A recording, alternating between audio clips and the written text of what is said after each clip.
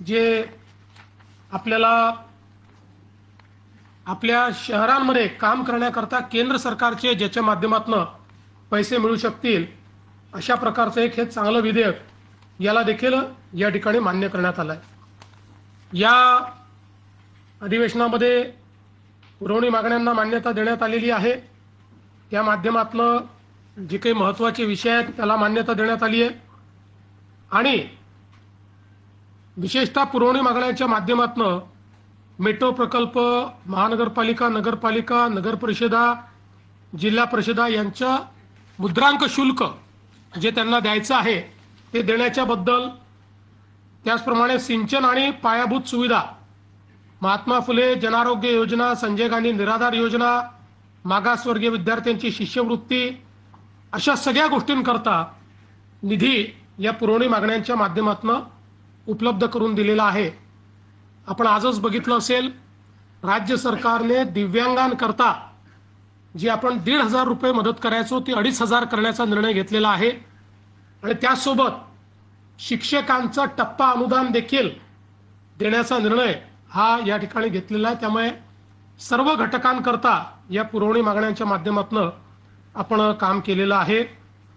विशेषतः या अधिवेशनामध्ये महाराष्ट्राचे सुपुत्र आणि देशाचे सरन्यायाधीश माननीय श्री भूषण गवई साहेब यांचा देखील एक अतिशय हृदय सत्कार विधिमंडळाच्या माध्यमातून करण्यात आला। मंत्रिमंडळाने देखील या दरम्यान अतिशय चांगले निर्णय घेतले। नवीन अनुकंपा धोरणाला मान्यता देण्यात आली आणि अनुकंपाची 2008 पासूनची जी वेटिंग लिस्ट आहे ती पूर्णपणे समाप्त करण्याचा निर्णय हा या ठिकाणी मंत्रिमंडळाने घेतला। पशुसंवर्धन विभागाला कृषी समकक्ष दर्जा देण्याचा निर्णय हा या ठिकाणी घेण्यात आला।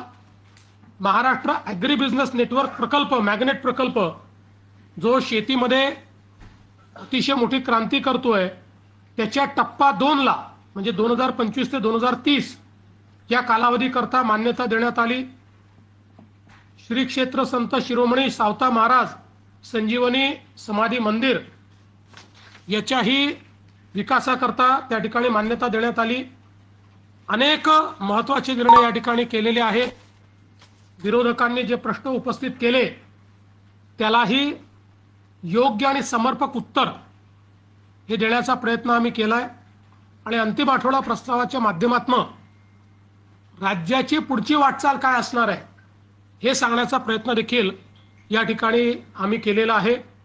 मला असं वाटतं की एकूण सत्तारूढ पक्ष म्हणून झालेल्या कामकाजावर आम्ही समाधानी आहोत।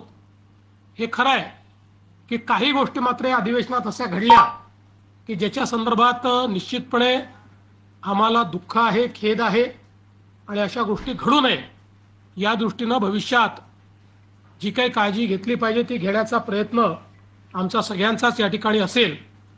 मला असं वाटतं की विरोधी पक्षाच्या वतीनं हवेतले आरोप हे मोठ्या प्रमाणात करण्यात आले।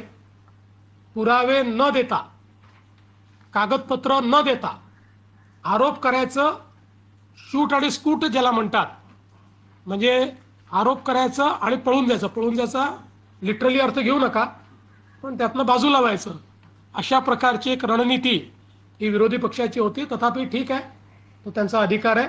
आम्ही मात्र प्रत्येक गोष्टीला नीट पुराव्यानिशी त्या ठिकाणी उत्तर दिलेलं आहे।